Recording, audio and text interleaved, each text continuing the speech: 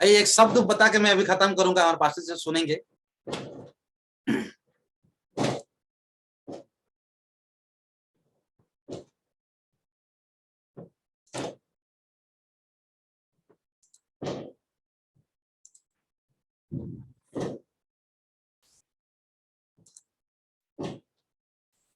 दो मिनट,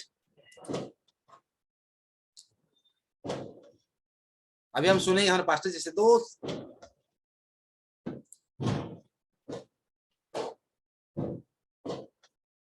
क्या मैं बोल रहा था? एलिशा का, एलिशा के ऊपर में चादर फेंक दिया था। कौन फेंका? एलिया फेंका। जब एलिया की चादर एलिशा के ऊपर में पड़ा जा करके, एलिशा को बोलना नहीं पड़ा कि तू आ बोल कर। अगर बाइबल में पढ़ेंगे उसमें लिखा हुआ है, वो चादर जब टच हुआ, उसको छुआ गया, तो उसी समय उसके पीछे फॉलो करने लगा। नबी प्रचार के सेकंड हैंड कपड़ा के बारे में, सेकंड हैंड क्लोथ के बारे में। सेकंड हैंड मतलब क्या? पहना हुआ कपड़ा। अगर कोई पहनता है, अगर मामा अगर पहन के मुझे देता है तो वो सेकंड हैंड में बोले। नबी उसको प्रचार सेकंड हैंड क्लोथ। और वो किसका था? वो एलिया का था, क्योंकि एलिया की हर चीज में परमेश्वर की ताकत थी वहां। हालेलुया। एलिया के वस्त्र में परमेश्वर की सामर्थ्य था। हर चीज में एलिया की हर चीज जो एलिया यूज करता था, परमेश्वर की सामर्थ्य था उसमें। क्योंकि अभिषिक्त व्यक्ति अगर किसी चीज को भी देंगे आपको, वो अगर आप उस चीज को विश्वास करते हैं, वो आपके लिए मान्यता होगा और काम देगा।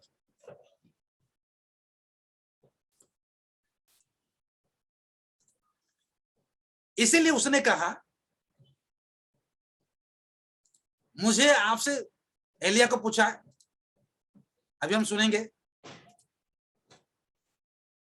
एलिशा एलिया को पूछा, आप कहां जा रहे हो?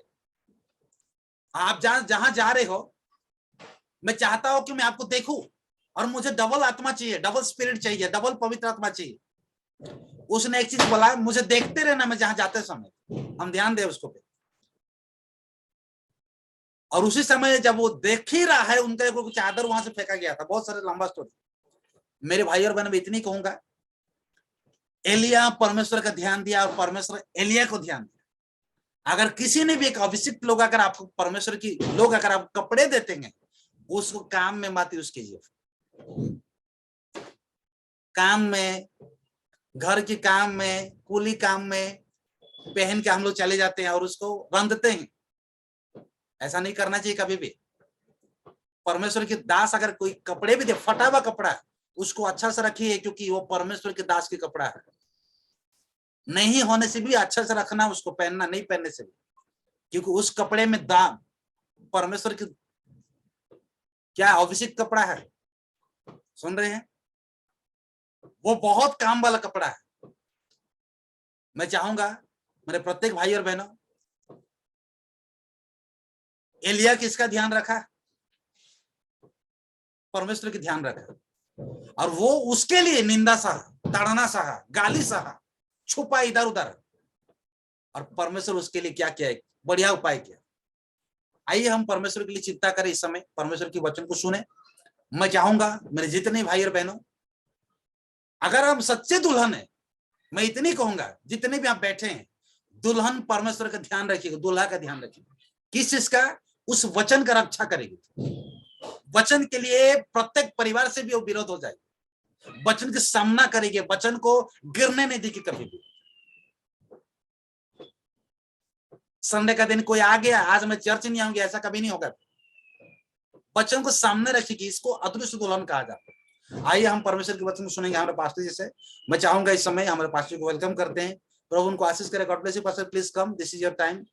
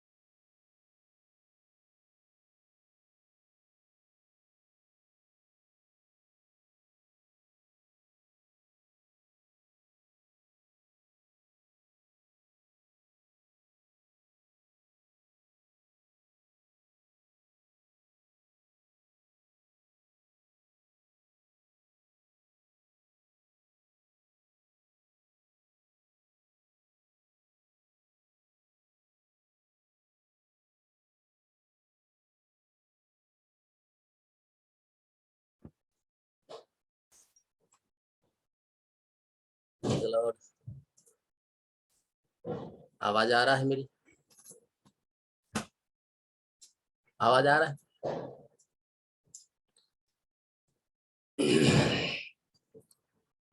वेरी गुड सतो सिस्टर। ठंड ज्यादा है क्या उधर? ठंड ठंडा अच्छी किलो सियाड़े वाली। अरे वाह, है? इधर पसीना आ रहा है, उधर ठंड है। वाह वाह वाह। चलो भाई सुखदास, गॉड ब्लेस यू। और लक्ष्मी, ठंड है उधर बचेली में? शाबाश, वेरी गुड। आइए सॉरी ब्रदर, प्रभु आपको आशीष दे। देवेंद्र ब्रदर सबको आशीष दे। और सभी को प्रभु आप सबको बड़ी आशीष दे। भाई राजू,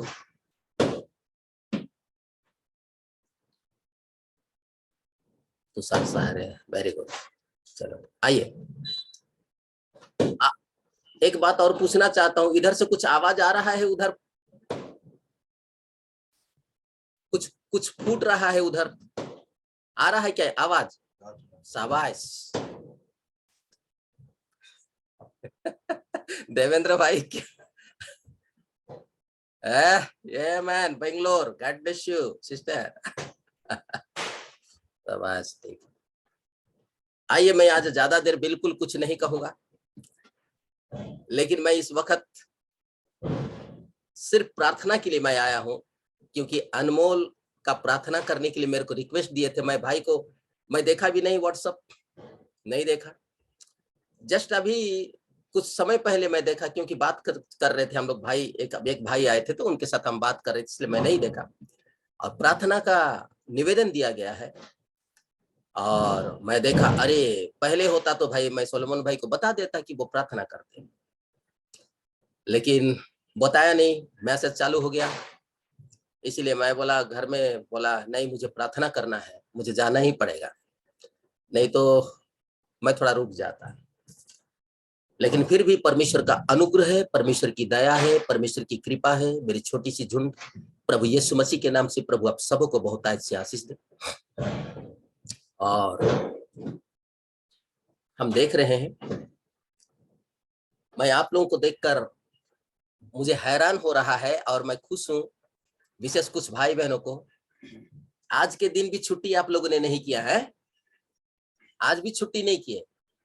दुनिया छुट्टी दे दिया, सबको छुट्टी दे दिया, दुनिया ऑफिस छुट्टी सब, लेकिन ये लाइफ टैबरनेकल वाले कोई छुट्टी लेते ही नहीं है। बड़ा मुश्किल है भाई राजू, ये क्या है, थोड़ा छुट्टी ले रहा है ना। तो सिस्टर एक ही बार छुट्टी लेंगे हम, एक ही बार, हमेशा के लिए एक ही बार। हालेलुया, स्तुति हो।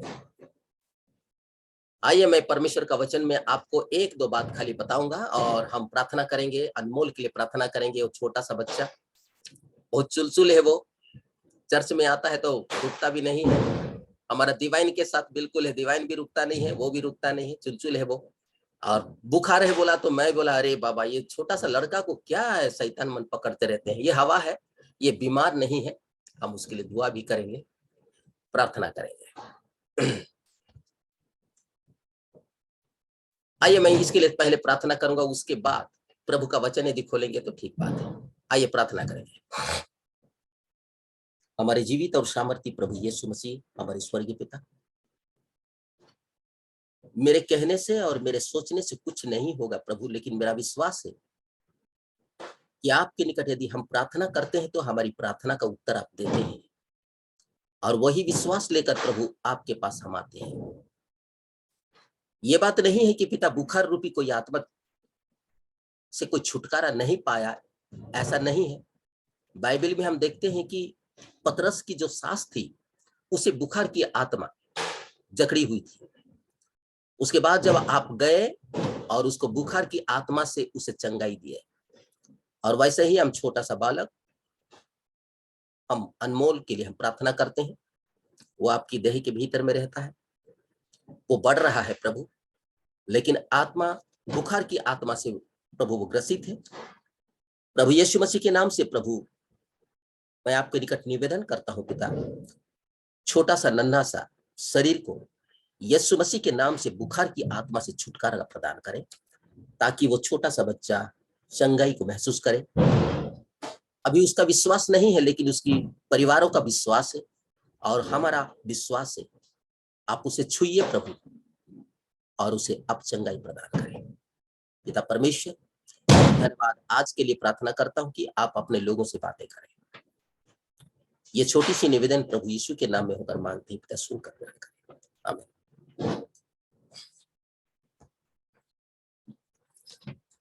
प्रभु की महान नाम की तारीफ हम करते हैं, स्तुति करते हैं, प्रशंसा करते हैं, जय जयकार करते हैं।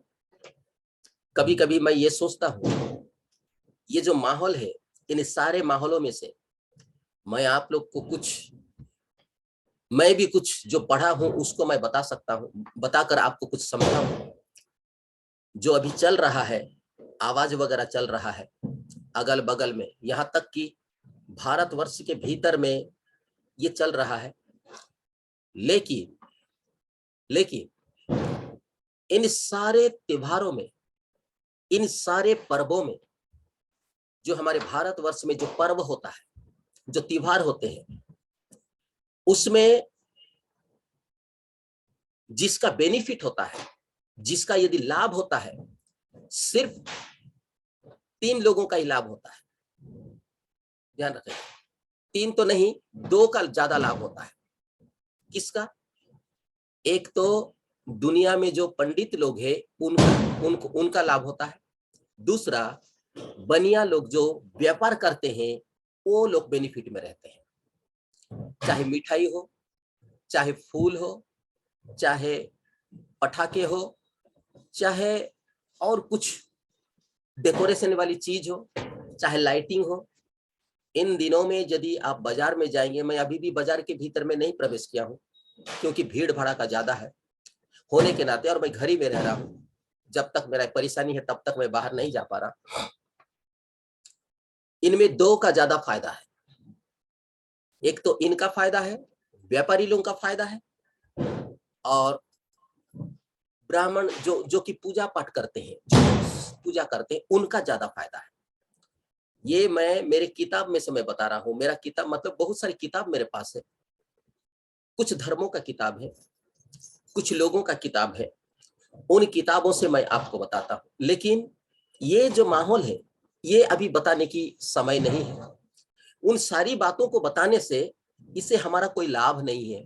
कारण, क्योंकि हम उसको पीछे छोड़ के आ चुके हैं और वो हमारा नहीं था, वो हमारा था ही नहीं। जगत में रहते समय भी हम इन सारी चीजों से हम छुटकारा पाए थे, हमारे पास नहीं है। इसीलिए इन सारी बातों को मैं नहीं बताऊंगा। कभी यदि बैठक में, यदि हम एक जून की बातों में कभी रहेंगे तो मैं इन सारी चीजों को जितना मैं जानता हूं उसको आपको बताऊंगा कि ये सारे चीज क्या हो रहा है। और इन सारी सेवकाई के द्वारा, इन सारे माने पर्वों के द्वारा एक व्यक्ति जो होता है वो प्रतिष्ठा पाता है, वो है जगत का राजा। वो ही प्रतिष्ठा पाता है, चाहे किसी भी माध्यम से क्यों ना हो। हमारे नबी कहते हैं चाहे किसी भी माध्यम से, 25 दिसंबर जो मनाते हैं या क्रिश्चियन लोगों का सेवकाई के द्वारा भी, वो परमेश्वर की महिमा नहीं होता है। ये मूर्ति रखने के द्वारा, मरियम की मूर्ति रखने के द्वारा, या पतरस की मूर्ति रखने के द्वारा, या और कुछ स्टेचू रखने के द्वारा, चर्चों को सजाने के द्वारा, वेदी को सजाने के द्वारा, ये सारे चीजों के द्वारा नबी कहते हैं, 7 कलीसियाई काल की बात में कहते हैं, सारा श्रेय शैतान को ही मिलता है, परमेश्वर को नहीं मिलता है। सारा श्रेय आपको मालूम होना चाहिए। मैं आपको फिर से बता दूं, दो बात को मैं बताना चाहता हूं, आप जरूर समझते रहिए, इसको सुनते रहिए।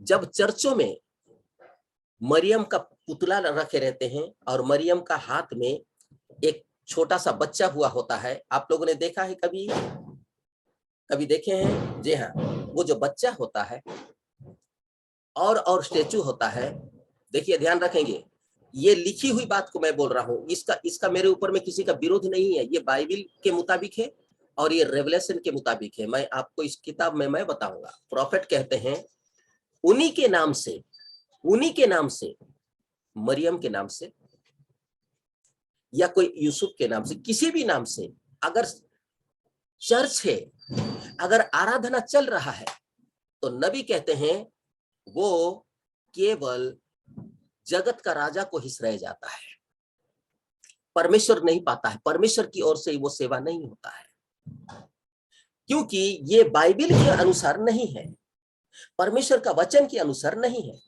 नबी ने कहा जो कुछ भी परमेश्वर के वचन के बाहर में है वो परमेश्वर का नहीं है, वो शैतान की ओर से ही है। ये परमेश्वर का वचन के बाहर में नहीं, जो बाहर में है, ध्यान रखें। इसीलिए प्रिय कलीसिया, परमेश्वर की महान नाम का हम धन्यवाद देते हैं। इसीलिए परमेश्वर ने एक ऐसा परमेश्वर का अनुग्रह जो हमारे जीवन में ऐसा हुआ कि हम अद्वितीय परमेश्वर की परिचय को हम लोगों ने पाया। जो परमेश्वर को लोगों ने खोजा, जो परमेश्वर के लोग ढूंढे, जो परमेश्वर के लिए बहुत प्रयत्न किए, लेकिन हमारे लिए हम जो है बड़े फ्रीली में हमको परमेश्वर मिल गया। हमको खोजना नहीं पड़ा, हमको ढूंढना नहीं पड़ा, हमें उपवास करना नहीं पड़ा, हमें तपस्या करना नहीं पड़ा, हमें 1000 ठोक दिया लगाना नहीं पड़ा, 1000 ठोक कमल फूल को लाना नहीं पड़ा, हमें यहां से लेके कम से कम 50, 100, 1000, 500 किलोमीटर दूर जाकर वहां हमें सेवा करना नहीं पड़ा। परमेश्वर खोज कर, परमेश्वर ढूंढ कर हमारे पास आया। परमेश्वर ढूंढा हमें, हम परमेश्वर को नहीं ढूंढे, परमेश्वर हमको ढूंढा है। यही कारण है कि हम उस परमेश्वर के एहसान के तले हम बने हुए हैं। हम तो एक भटके हुए एक भेड़ की तरह थे, लेकिन परमेश्वर ने हमको खोजा। क्यों खोजा? इसीलिए खोजा, हम उसके भेड़ हैं, हम उसका बेटा और बेटी है, हम उसके चुने हुए हैं। यही कारण है कि पवित्र आत्मा यानी परमेश्वर का वचन आपके पास, आपके घरों में, आपके कान तक पहुंचा। लेकिन हाँ, ये जो सेवकाई है ये कभी भी जबरदस्ती वाला सेवकाई नहीं है, मैं आपको बता दूं, ध्यान रखें, बिल्कुल जबरदस्ती वाला सेवकाई नहीं। तुमको ग्रहण करना ही है, ये बिल्कुल नहीं है, क्योंकि इन दिनों में मसीहों के ऊपर में धर्मांतरण जबरदस्ती करा रहे हैं करके ये सारी बात हमें मसीहों को दोषारोपण किया जाता है, ये किया जाता है। लेकिन ये बाइबल के मुताबिक किसी को धर्मांतरण हम नहीं करते हैं। आपको मालूम होना चाहिए कि आज से 3 महीना पहले ही शायद एक मैसेज को मैं प्रचार किया था आपको। हम किसी को बदलते नहीं हैं, हम सिर्फ एक सही गुरु का अनुकरण होने के लिए हम प्रेरित करते हैं। एक गुरु का अनुकरण होने के लिए हम प्रेरित करते हैं, और वो गुरु कौन है? हमारा प्रभु यीशु मसीह है। हमारा प्रभु यीशु मसीह गुरु है, और उस गुरु के पीछे चलने के लिए हम प्रेरणा देते हैं हम लोगों को। उनको हम जबरदस्ती नहीं करते हैं, लेकिन क्या है, ये मसीहों के ऊपर में एक गलत लालछना लगाया जा रहा है, आरोप लगाया जा रहा है। इससे बिल्कुल भी अपना घबराइए, क्योंकि हम तो है ही नहीं, वो हम नहीं है। हम किसी को कंबल देकर, हम किसी को खाना देकर, हम किसी को नौकरी देकर, हम किसी को और कुछ करके हम किसी को मसीह नहीं बनाते हैं। ये मसीह कोई बनता ही नहीं है।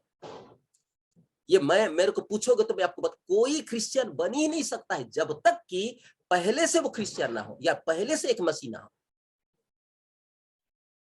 आप आज और कल के मसीह नहीं हो सकता है आप कोई तो ओयामी परिवार में गया होगा, कोई तो भाई कश्यप परिवार में हुआ होगा, कोई तो भाई बघेल परिवार में हुआ होगा, कोई तो भाई नाग परिवार में हुआ होगा। लेकिन हम जितने भी हैं, अगर आज यदि हम परमेश्वर को ग्रहण किए हैं, अगर आज यदि हम प्रभु यीशु मसीह को विश्वास किए हैं, ये आज नहीं, वो पहले से ही हम पहले से ही परमेश्वर ने जान लिया था कि ये मेरे बच्चे हैं। इसीलिए हम सही समय पर परमेश्वर ने अपना परिचय देकर हमें अपने जगह में बुलाया, एक अलग जगह में बुलाया। क्यों? अगर हम यदि उनके साथ रहते तो हम आज भी उनके साथ होते, लेकिन उनके साथ नहीं। परमेश्वर ने हमें अलग किया है और वो अपने एक जगह में रखा है उसमें। जी हाँ, हमें तो इंटरेस्ट नहीं लगता, हमें तो खुशी नहीं लगता हमें खुशी सिर्फ एक ही बात में लगता है, परमेश्वर की उपस्थिति में। हम परमेश्वर की उपस्थिति में ही हमें आनंदित होते हैं, हम खुशी होते हैं। गीतों में होते हैं, भजन में होते हैं, वचन में होते हैं, संगति में होते हैं, सहभागिता में होते हैं, और एक दूसरे के साथ मिलने में यही खुशी है और कुछ नहीं है। हमारे पास यही एक खुशी है, ये सेपरेट खुशी है। यहाँ पर ये जो आनंद और ये खुशी इंग्लिश और देसी वाला खुशी नहीं है, ये तो स्वर्गीय वाला खुशी है। आज जो खुशी, ये तो स्वर्गीय खुशी है, ये इंग्लिश और देसी नहीं। आज क्या है, आज एक ऐसा दिन है, अरे यार आज बहुत अच्छा दिन है, आज हम देसी नहीं लेंगे, इंग्लिश वाला लेंगे, बस इंग्लिश वाला लो और बस चला रहे। अच्छा, रहा सवाल, आज और एक और भी होगा, पत्ता भी बटेगा, बहुत पत्ता बटेगा। हाँ, ये लोग इन खुशियों में फंसे हुए हैं, लेकिन हमें जो खुशी है ना, प्रभु की उपस्थिति में खुशी है हमारा। हम परमेश्वर की उपस्थिति में हम खुशी होते हैं, और इनको छोड़ मुझे कहीं खुशी नहीं मिलता है। मेरा अपना अनुभव है, आप लोगों की छोड़ मेरे को कहीं खुशी मिलता ही नहीं है, बिल्कुल नहीं मिलता है। मरा हुआ मुर्दा जैसा घर में रहता हूँ, अकेला रहता हूँ, सब अपना अपना, हमारे घर में तो कोई है ही नहीं, 2-4 है, सब अपने अपने जगह में रहते हैं, कोई बातचीत नहीं, बस ऐसे ही पड़े रहते हैं। लेकिन जब ये समय आ जाता है, तब मुझे इतना खुशी लगता है, हम सारे परिवार में, इसी में ही मेरा खुशी है और किसी में नहीं है। आइए मैं आपको इस बात के लिए थोड़ा सा एक चैप्टर में पढ़वा दूंगा। याद आ गया तो इसलिए पढ़वा दूं, उसके बाद मैं आज ज्यादा बोलूंगा नहीं, बस प्रार्थना के लिए ही मैं आया था। आइए आज हम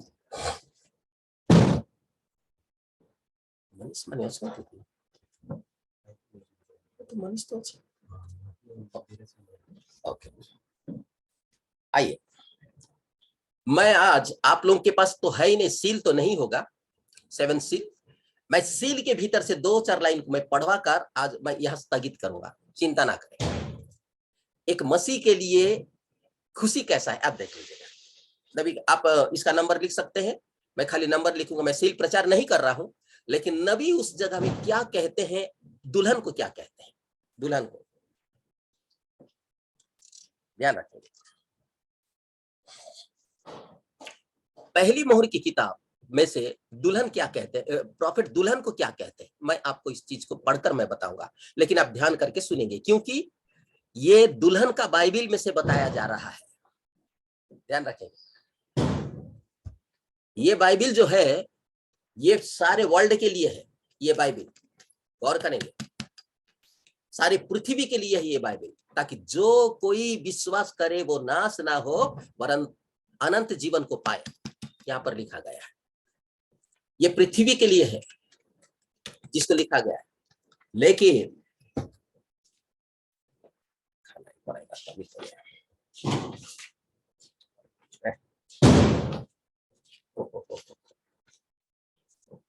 लेकिन ये जो है अच्छी जैसे ध्यान रखो, ये जो है कुआड़े गोला, ये कुछ दिख रहा है आपको नीचे, नहीं दिख रहा है? अच्छा, ये देखिए नीचे नीचे नीचे, ये नीचे नीचे,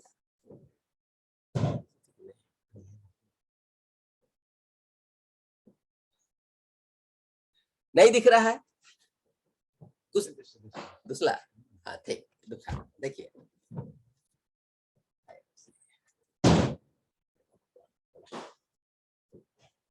दो मिनट,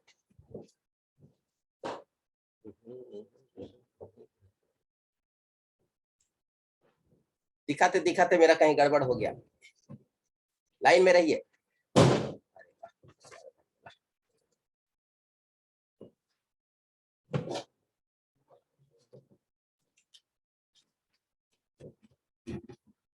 लाइन में रहिए, लाइन में रहिए, मेरा थोड़ा सा हट गया, मैं आपको दिखाऊंगा करके मैं थोड़ा सा हट गया मैं।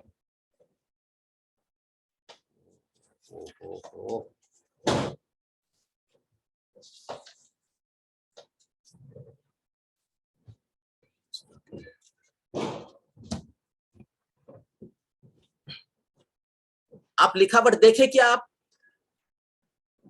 क्या लिखा था वहां?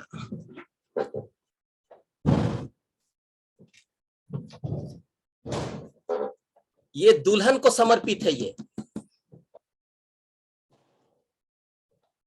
ये सारे वर्ल्ड के लिए है, सारी पृथ्वी, जो कोई इस पर विश्वास करेगा वो अनंत जीवन पाएगा, यीशु मसीह ने कहा। ये सारे पृथ्वी के लिए है, कोई भी इसको अपना सकता है और ग्रहण कर सकता है। लेकिन ये जो बाइबिल है, ये किताब है, ये सिर्फ दुल्हन को ही समर्पित है, आप जानिए। और मैं दुल्हन का बाइबिल में से, ये दुल्हन का बाइबिल है ये, और इस दुल्हन की बाइबिल से ही मैं आपको, आपका बाइबिल, आपका किताब से ही ये बात मैं पढ़ने जा रहा हूं, और कुछ नहीं।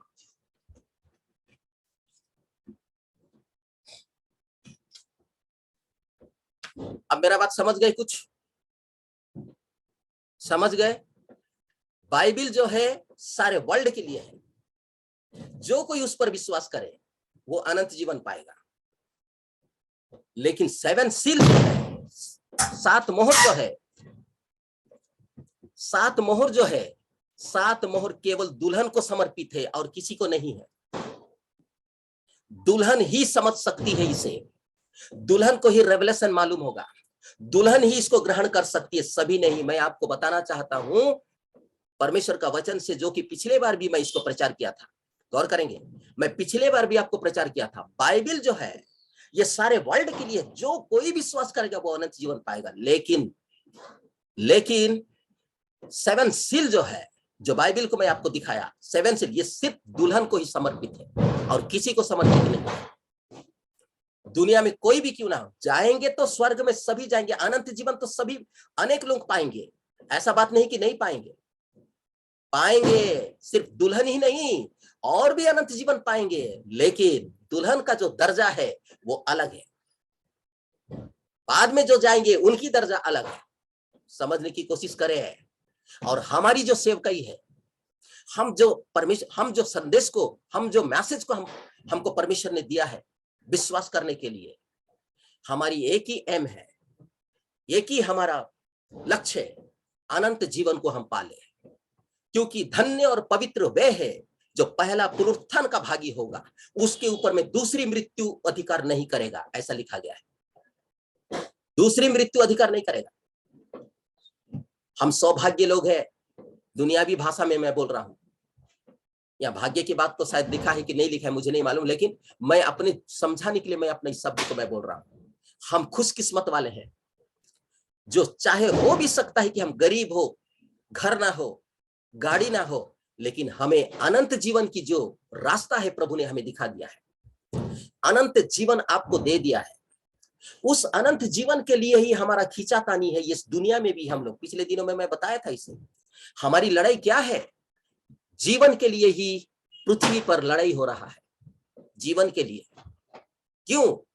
क्योंकि इंसान जीवन के लिए तो भाई जी रहा है। मैं पिछले दिनों में एक बात और भी कहा था, याद रखिए, एक बूढ़ा व्यक्ति भी मरना नहीं चाहता है, वो जाना नहीं चाहता है, वो जीना ही चाहता है। क्यों? क्योंकि जीवन ही उत्तम है। जीवन के लिए ही आज पृथ्वी पर लड़ाई झगड़ा भी जीवन के लिए है, जीना भी जीवन के लिए है, धन कमाना भी जीवन के लिए है, सब कुछ जीवन के लिए ही है भाइयों। जीवन ही नहीं रहा तो लाखों हजारों कमाने से क्या फायदा, जीवन ही ना रहा तो हमारी प्रतिष्ठा पाने का क्या फायदा। जीवन के लिए ही है। आज मनुष्य नहीं समझता है, अगर इंसान यदि दुनिया में जन्म लिया है, बाइबिल के मुताबिक दुनिया में मृत्यु भी आया है। जीवन अगर है तो मृत्यु भी है, लेकिन इंसान जीवन के लिए खुशी हो जाता है। लेकिन उसको समझना चाहिए आने वाली समय में कभी ना कभी, किसी ना किसी घड़ी एक और भी व्यक्ति, एक और भी चीज आ रहा है जिसको मृत्यु कहते हैं।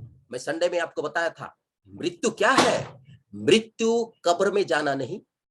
मृत्यु का मतलब कोई यदि मर गया बोलते हैं हम और उसको कॉफिन बॉक्स में ले जाके मिट्टी दे देना नहीं। मृत्यु का अर्थ होता है परमेश्वर से अलग होना। अभी कोई भी अलग नहीं हुए हैं, अभी सब सो रहे हैं, कब्र के भीतर में सो रहे हैं। दुष्ट भी सो रहा है और धर्मी भी सो रहे हैं, दोनों सो रहे हैं, कोई अभी उठा नहीं है। परमेश्वर से अलग होना, मृत्यु का अर्थ होता है, दंड का अर्थ होता है परमेश्वर से अलग होना ही है। जो परमेश्वर से अलग होना ही मृत्यु है। ये बात मैं कल संडे में आपको 2-4 शब्दों में मैं आपको समझाने के लिए कोशिश किया था। ये मृत्यु है मेरे प्रिय कलीसिया, हमेशा याद रखिए। और ये मृत्यु कैसा अदन का वाटिका में आया था ये आप लोग सभी जानते हैं। लाइफ टैबरनेकल को सिखाने की आवश्यकता नहीं है, पूरी रीति से वो जानते हैं। परमेश्वर का अनुग्रह उन पर हुआ है, वो जानते हैं, जानिए। और इसीलिए प्रिय कलीसिया, जीवन के लिए ही संघर्ष चल रहा है, लेकिन धन्य है वे लोग जो मसीह में मरते हैं, लिखा गया है। प्रभु में जो मरते हैं वे धन्य है बोल के लिखा गया है प्रकाशित वाक्य में। जी हाँ, धन्य है वे लोग जो मसीह में मरते हैं। क्यों? जो मसीह में मरता है वो बड़े खुशी परमेश्वर उसे ले जाता है। कैसे? मैं पिछले दिनों में ये चीज बताया था। हम फोटो के द्वारा देखे थे इस बात को, फोटो के द्वारा हम देखे थे कि किस तरह से जो एक धर्मी व्यक्ति, एक परमेश्वर को अनंत जीवन पाया हुआ व्यक्ति, धर्मी का अर्थ, धर्मी का मतलब अनंत जीवन पाया हुआ व्यक्ति, जिसका उद्धार हो चुका है, वो व्यक्ति जब अंत की स्थिति में जाता है, अंतिम घड़ी में जाता है, तो उस समय वो कभी घबराता नहीं है। क्योंकि आपको पिछले दिनों की बात थोड़ा सा याद दिलवा दे रहा हूं। वो व्यक्ति, विशेष वाला व्यक्ति जो मरने पर था, तो वो क्या कह रहा था? अरे भाई, ये तो मेरा ताजपोशी है, जब मृत्यु नहीं आएगा तो मैं जीवन में कैसा प्रवेश करूंगा, मुझे तो इसी रीति से ही जाना है। एक दिन का घटना है, नबी अपने सेवकाई में कहते हैं, हमारे मध्य में, नबी कहते हैं अपनी सेवकाई में, वो कहते हैं आज हमारे मध्य में, हमारे कलीसिया के भीतर में एक सिस्टर को प्रभु यीशु मसीह ले गया, यानी कि प्रभु में सो गई, वो सो गई। परमेश्वर के लोग मरते नहीं हैं, वो लोग सो जाते हैं, ये बात आपको मालूम होना चाहिए। मरते नहीं है, सो जाते हैं। तब नबी कहते हैं कि आज हमारे बीच में एक बहन थी, वो बहन प्रभु में सो गई। तब नबी कहते हैं, आइए हम एक समय के लिए, एक क्षण के लिए हम मौन धारण करें। चर्च में कहते हैं, ध्यान रखेंगे, चर्च में कहते हैं आओ हम एक समय के लिए मौन धारण करें, एक उसके लिए हम, क्योंकि हमारी अच्छी बहन थी। लेकिन हाँ, उन्होंने कहा, मेरा आवाज आ रहा है आप लोगों को? हाँ, आप मेरा इस शब्द को, टूटी फूटी शब्द को आप समझ पा रहे हैं? जी हाँ, देखो मैं अच्छा हिंदी नहीं बोल सकता, का को की कह देता हूं, की को का कह देता हूं, क्योंकि मेरा सफाई नहीं है कुछ। पहले ही मैं आपको बता दिया, क्योंकि भाई अंडा छाप वाले हैं हम, ध्यान रखें। तब नबी कहते हैं, क्या कहते हैं? अरे बाबा, इसी द्वार में से होकर ही हमें जीवन में प्रवेश करना है। अर्थात ये जो सो गया, ये जो मृत्यु कहते हैं, इस मृत्यु में से होकर तो हमें जीवन में प्रवेश करना है। जब ये नहीं है तो हम उधर जाएंगे भी नहीं। अगर कोई मनुष्य जन्म लेता है तो उसको तो जाना ही है। इंसान आने की खुशी में बम फोड़ता है, इंसान आने की खुशी में पार्टी बनाता है। जब कोई व्यक्ति जन्म हो लेता है, कोई बच्चा जन्म हो लेता है, घर में जन्म होता है, तो बड़ा खुशी हो जाए। लड़का यदि जन्म हुआ माने उसका खुशी का ठिकाना नहीं है। वो कोई मिठाई नहीं खाने वाला को भी, अरे भाई ये मिठाई खा ले जा, खुशी हो जाते हैं। लेकिन उसे ये भी मालूम होना चाहिए, आए हैं तो हमें जाना भी है। आप गौर करेंगे, ध्यान रखें, आए हैं ये तो पता चल गया। बगल के घर में आया, कश्यप के घर में आए, नाग के घर में आए, सोना के घर में आया, आने का तो पता चल गया, खुशी मना लिए। जाने का जो है ना, उसके लिए चिंता करने की जरूरत है। जब जाएंगे तो कहां जाएंगे? अभी तो भाई कश्यप के घर में आ गए, अभी तो बगल के घर में आए, लेकिन यहां से जाने से कहां जाएंगे? इसका भी है, आने का भी जगह है और जाने का भी जगह है। हमें मालूम है हम कहां जाएंगे, हमें मालूम है। परमेश्वर ने हमें बता दिया है कि हम कहां जाएंगे, लेकिन ये दुनिया में नामधारी गिरजों को नहीं मालूम है। सिर्फ स्वर्ग जाएंगे ही बोलते हैं, स्वर्ग को जाएंगे ही बोलते हैं, लेकिन स्वर्ग जाना ताली बजा के नहीं जाता है कोई, स्वर्ग जाना दान दे के कोई नहीं जाता है, स्वर्ग जाना बपतिस्मा लेके नहीं जाता है, खाली बपतिस्मा ले लिया नहीं जाता है। नहीं, स्वर्ग जाने का 3 प्रक्रिया होता है। नबी ने कहा उसका भाग बन जाओ, उसका हिस्सा बन जाओ। और जो हिस्सा था, उसी हिस्सा के बारे में यीशु ने कहा था, पतरस यदि तेरा पांव यदि मुझे आज धोने नहीं देगा तू, तो मेरे साथ तेरा कोई हिस्सा नहीं है। ये तो पतरस ही समझ गया था। ये हिस्सा के बारे में पतरस समझा था, इसीलिए उसने कहा प्रभु अगर ऐसी बात है कि पांव नहीं धोने के द्वारा अगर तेरे साथ मेरा कोई हिस्सा नहीं है तो मैं चाहता हूं कि तू मेरा पांव ही ना धोना वरन मेरा सिर और हाथ पैर सबको धुला देना, क्योंकि ये पतरस ही समझ सकता है। आज अगर एक मसीह है वो यदि समझ जाएंगे तो मैं समझ रहा हूं कि ये संगति कभी नहीं छोड़ेंगे, प्रभु को कभी नहीं छोड़ेंगे। ये संगति का बात का अर्थ होता है, मैं नहीं कहता हूं कि आपका संगति करने से आप उद्धार, कोई व्यक्ति उद्धार पा जाएगा, मैं ये नहीं कहूंगा, लेकिन मसीह के साथ संगति करना, रेवलेशन के साथ संगति करना, उद्धार के साथ संगति करना, देह के साथ संगति करना, ये संगति करना। आप मेरे साथ संगति करोगे, मेरे साथ संगति करोगे, कुछ अच्छी बात भी सुनेंगे और कुछ बुरी बात भी आप सुन सकते हो। आपके साथ यदि मैं संगति करूंगा, कुछ अच्छी बात भी निकल जाए और कुछ बुरी बात भी निकल जाए, लेकिन मसीह के साथ यदि संगति करेंगे उसमें बुराई तनिक मात्र भी एक बिंदु भी नहीं है। वो तो पवित्र है, वो शुद्ध है, वो पाक है। इसीलिए मसीह के साथ आप संगति करें, परमेश्वर के साथ संगति करें। और हम चर्च जाते हैं, हम जब चर्च जाते हैं तो हम किसी मनुष्य के साथ संगति करने नहीं जाते हैं, हम परमेश्वर के साथ संगति करने जाते हैं और किसी के साथ नहीं जाते। आप क्या सोच रहे हैं कि आप चर्च में आएंगे तो हमारे भाई बहन जो 50 जितने भी हमारे भाई बहन रहते हैं उनकी संगति? नहीं नहीं नहीं, हम परमेश्वर की संगति करने जाते हैं, जहां पर परमेश्वर बात करता है, जहां परमेश्वर पुकारता है, जहां परमेश्वर लोगों को उद्धार देता है, जहां परमेश्वर लोगों को शांति देता है, जहां परमेश्वर लोगों को पवित्र आत्मा देता है, हम उस जगह में जाते हैं। हम चर्च जा रहे हैं का मतलब संगति करने लोगों के साथ नहीं, हम परमेश्वर की संगति में हम जाते हैं। आइए मैं प्रॉफिट क्या कहते हैं थोड़ा सा मैं बता दूं आपको, आप समझ गए मेरी बात को। बाइबल जो है वो सारे पृथ्वी के लिए है, लेकिन 7 सील जो है वो सिर्फ ब्राइड के लिए है, वो दुल्हन को ही समर्पित है। ये 7 सील जो 7 मोहर जो है दुल्हन ही समझ जाएगी, क्योंकि इसमें प्रकाशन से ये भरा हुआ है। ये रेवलेशन की किताब है, इसीलिए 7 सील बोल के लिखा गया है। ध्यान रखेंगे, 7 सील का मतलब यहाँ या रेवलेशन बोल के लिखा गया, ये रेवलेशन है, ये प्रकाशन है। प्रॉफिट क्या बोलते हैं थोड़ा सा मैं आपको बताऊं, क्यों बताने जा रहा हूं। मेरा कहने का एक ही थोड़ा सा तात्पर्य रहा कि खुशी तो मुझे यहीं पर मिलता है। आइए पहली मोहर की किताब 291 पृष्ठ और उसकी मैं 316 पद से थोड़ा पढ़ते जाऊंगा, तब थोड़ा सा आप समझेंगे। मैं थोड़ा शॉर्ट में पढ़ा सकता हूं, लेकिन थोड़ा आपको जानने के लिए मैं थोड़ा सा 316 नंबर से मैं पढ़ रहा हूं।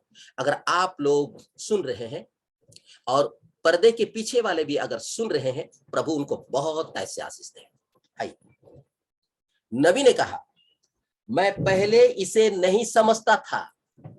जो रेवलेशन की जो किताब है उन्होंने कहा मैं पहले नहीं समझता था इसे। नबी ने कहा जी हाँ, मैं इसे समझता हूं। आप ध्यान रखेंगे, जी हाँ, मैं इसे अभी समझता हूं, लेकिन पहले मैं नहीं समझता था। नबी कहते हैं मैं आपको कुछ पूछूं, अभी जो रेवलेशन दिया जा रहा है, अभी जो प्रकाशन कलीसिया में दिया जा रहा है, क्या अब समझ पा रहे हैं हम? अभी समझ पा रहे हैं, अभी क्लियर समझ पा रहे हैं हम क्या चीज है। जी हाँ श्रीमान, मैं इसे परमेश्वर के अनुग्रह के द्वारा मैं समझ पा रहा हूं। जब तक उसकी अनुग्रह नहीं होगा हम समझ नहीं पाएंगे।